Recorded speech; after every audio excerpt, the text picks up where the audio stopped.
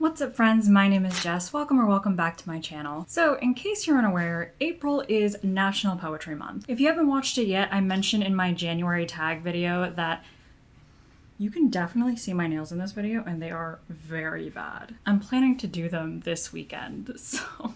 Oh, I just realized. Anyway, I mentioned in my January tag video that I want to get more into poetry. I just feel like who I am as a person would be the kind of person who's like into poetry and would like it.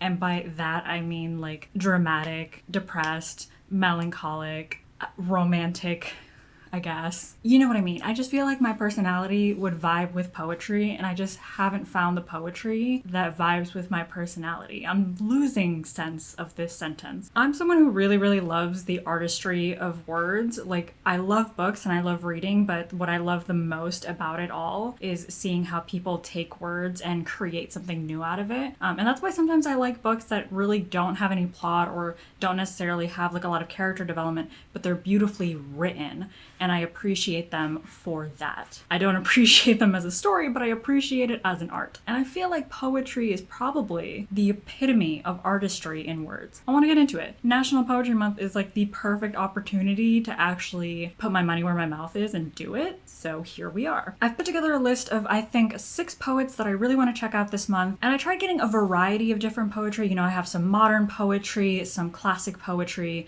you know, poetry from different regions of the world. Not that many regions of the world because it's only 6 poets, but you know, I strayed outside of the US is what I'm saying. And to get right into it, the very first poetry book that I want to read is The Iraqi Nights by Dunya Mikhail. This is definitely one that I'm going to be reading because it's the group book for the Linguathon Readathon happening this month, which I am participating in and I am vlogging, so keep an eye out for that vlog, although it won't be coming out until May probably, since the readathon lasts the entire month. So The Iraqi Nights is a translated poetry book, obviously by an Iraqi author. This collection explores war and death through tales in the style of 1001 Nights. The second collection I want to read is Nimpotla, an anthology dedicated to queer poets of color. It is exactly what it says on the tin. This is a bit of a cheat since it's not just one poet that I would be reading with this collection, it's many poets. But Books with Chloe really likes this anthology, so she's mentioned it a lot of times on her channel in the past few months or so, which is what originally made me interested in this anthology. She read some excerpt from the anthology, and I can't remember now what poet it was or what poem it was, I have no idea, but I remember being really intrigued by the excerpt, I really liked it. The third collection is Unfortunately It Was Paradise, a selection of poems by Mahmoud Darwish.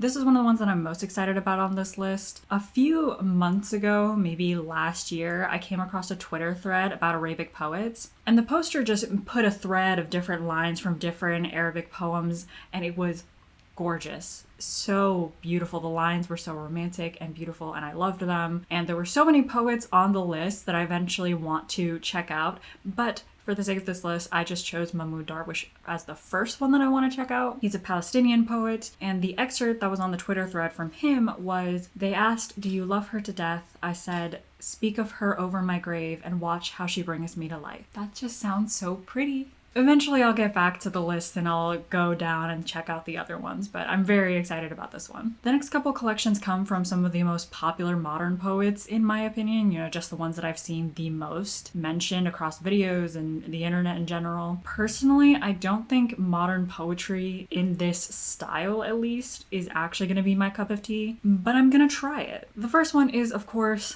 Milk and Honey by Rupi Kaur. Feels like that's the epitome of modern poetry. I think it's the first one people think of. All I know about it is that it's apparently a collection of pain and survival.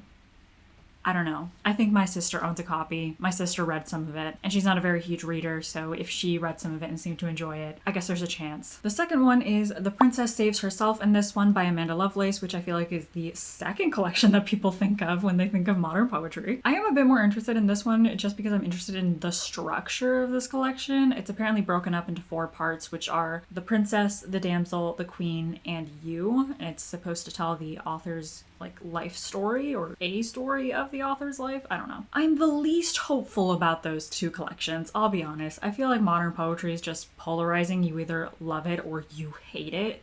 kind of feel like I'm gonna end up on the hated side, but I'm gonna try to go into it without any bias. And we're gonna end this video on the opposite side of the spectrum with two collections from classic poets. One of them is Letters to a Young Poet by Rilke. I do acknowledge that it is letter format, not necessarily poetry. I don't know if you would really count this as poetry, but Rilke is an Austrian poet from the 20th century. He is a poet.